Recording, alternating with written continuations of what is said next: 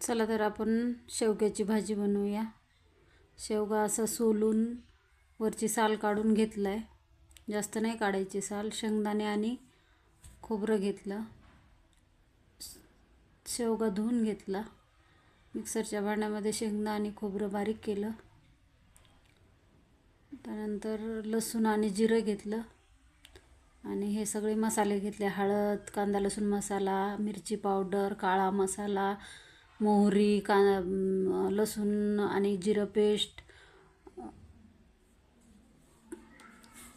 कोथिंबीर आणि कढीपत्ता हे सगळं घेतलं.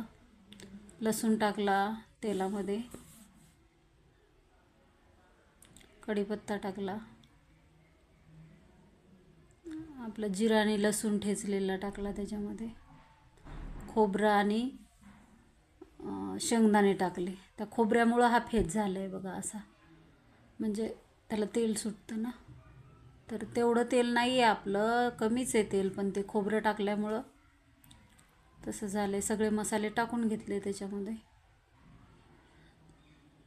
हे का अशा पद्धतीनं. आणि धुतलेल्या शेंगा त्याच्यामध्ये टाकल्या. शेवगा इकडे गरम पाणी करायला ठेवलं होतं, गरम पाणी पण टाकलं त्याच्यामध्ये.